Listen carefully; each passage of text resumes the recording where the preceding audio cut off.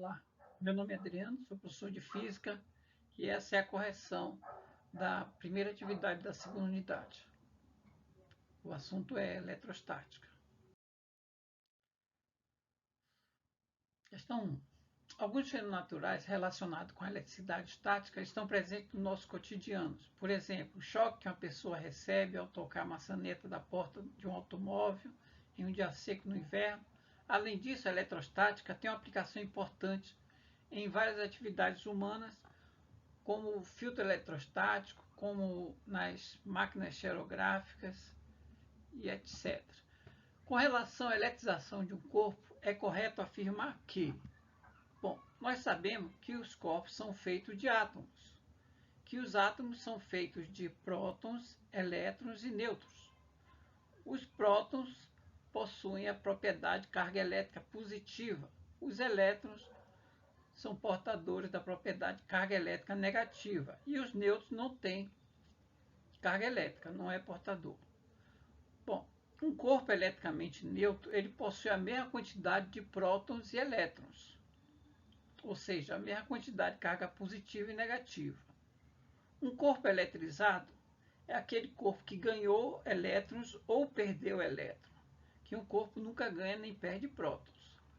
Se ele receber elétrons, ele vai ficar com excesso de elétrons, ou seja, ele vai ficar eletrizado negativamente, porque os elétrons são portadores de carga negativa. Se ele perder elétrons, ele vai ficar com mais prótons que elétrons, então ele vai ficar eletrizado positivamente. Então vamos ver aqui as alternativas.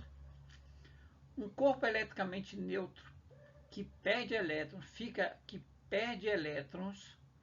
eletrizado positivamente. Verdade, se ele perdeu elétrons, ele vai ficar com mais prótons, e os prótons são portadores de carga positiva. Um corpo eletricamente neutro não tem cargas elétricas? Falso. Um corpo eletricamente neutro tem a mesma quantidade de carga positiva e negativa, ou seja, de prótons e elétrons. Um dos processos de eletrização consiste em retirar prótons de um corpo? Falso. Não se tira prótons de um corpo. Um corpo eletricamente neutro não pode ser atraído por um corpo eletrizado? Falso. Um corpo eletrizado pode atrair um corpo neutro através do processo da indução eletrostática. A última alternativa, friccionando dois corpos constituídos do mesmo material, um se eletriza positivamente e o outro negativamente? Falso. Eles têm que ser de materiais diferentes. Que forem mesmo materiais, eles têm a mesma tendência de ganhar e perder elétrons. Questão 2. Duas esferas metálicas idênticas, eletricamente carregadas com carga de menos 1 microcoulomb e mais 5 microcoulombs, são postas em contato e em seguida separadas. Qual é a carga elétrica em microcoulomb de cada uma das esferas após separação? Bom, eu tenho aqui uma com carga de menos 1, outra com carga 5. São duas esferas metálicas, ou seja, são duas esferas condutoras. Se eu colocar elas em contato, essas cargas vão se distribuir igualmente pelas duas. Então, eu sei que a soma das cargas aí, ó, menos 1 mais 5 igual a mais 4 microcoulombs. 4 microcoulombs dividido por 2 vai dar 2 microcoulombs para cada. Então, após o contato, o total de carga se divide igualmente pelas duas. Ou seja, a soma das cargas antes e depois dá o mesmo valor, que houve apenas transferência, né, de elétrons de um para o outro. Nesse caso aí, ó, essa primeira esfera estava negativa e ficou positiva. Isso quer dizer o quê? Quer dizer que ela perdeu elétrons. Tá certo? Os elétrons passaram da negativa para a positiva. Questão 3.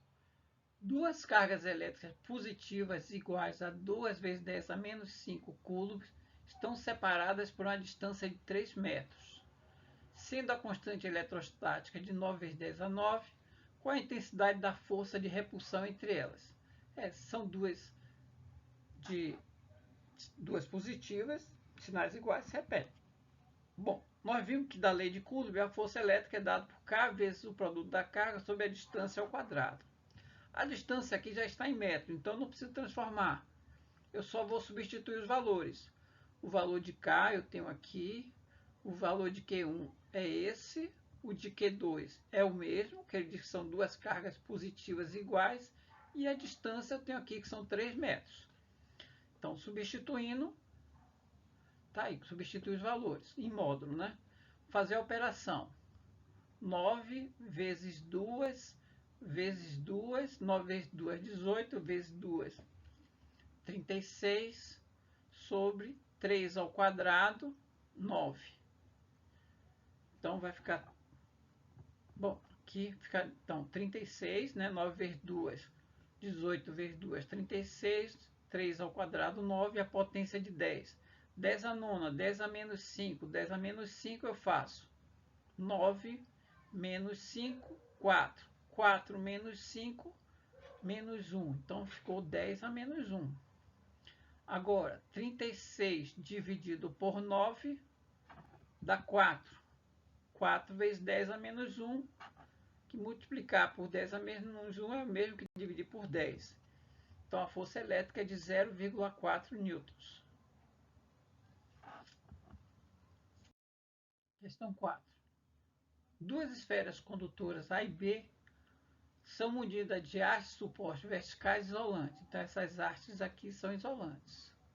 As duas esferas estão descarregadas e em contato. Então, as duas bolas aí estão encostadas uma na outra. Aproximando-se sem tocar da esfera A um corpo carregado positivamente, é mais correto afirmar que, bom, se eu aproximar, né, como as duas esferas elas são condutoras, eu vou provocar nelas uma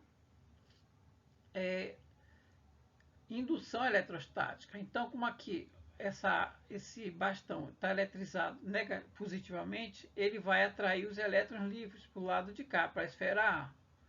E a outra esfera vai ficar com falta de elétrons.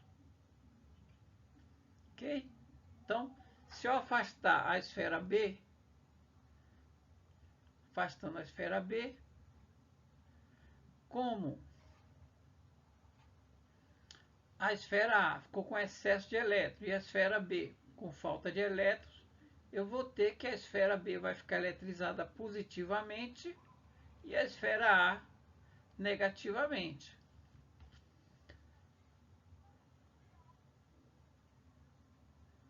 A esfera A carrega-se negativamente e a esfera B positivamente. Então, essa é a alternativa correta.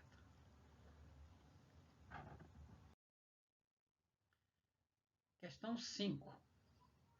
Sobre uma carga Q situada num ponto onde há um campo eletrostático E, atua uma força elétrica F.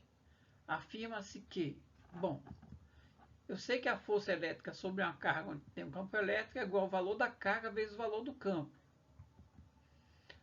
Então, se eu tenho aqui um ponto P onde existe um campo elétrico E, se eu colocar aí uma carga positiva, a força elétrica vai ter o sentido do campo elétrico. Se eu tiver um ponto P e colocar nesse ponto P, onde existe o campo elétrico E, se eu colocar aí uma carga elétrica negativa, a força elétrica sobre essa carga vai ter sentido oposto. Então, vamos ver aqui. O módulo da força é proporcional ao módulo de Q e de E? Verdade. Força não é Q vezes E?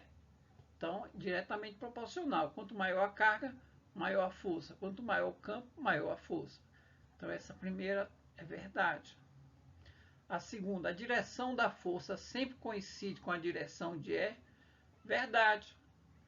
Se o campo é horizontal, a força vai ter a direção horizontal.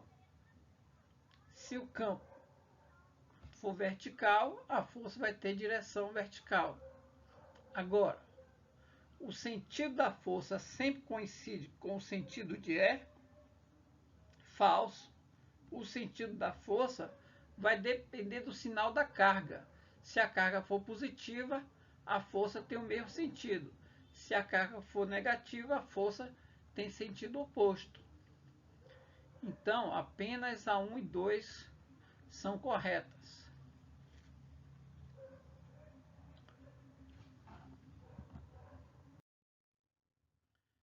Questão 6. Quando abandonamos uma carga negativa em um ponto qualquer de um campo elétrico, bom, eu sei, ó, carga positiva no campo elétrico, a força tem o mesmo sentido do campo. Carga positiva, o mesmo sentido. Carga negativa, a força tem sentido oposto ao campo. Não é isso? Então, a carga negativa, ela se moverá em sentido contrário às linhas de força? Verdade. Ou seja, ela vai se mover em sentido contrário ao campo aqui, ó. Tá certo? Bom, pessoal, esse foi um tipo do teste. Tem outro tipo que vocês devem assistir o vídeo também, ok?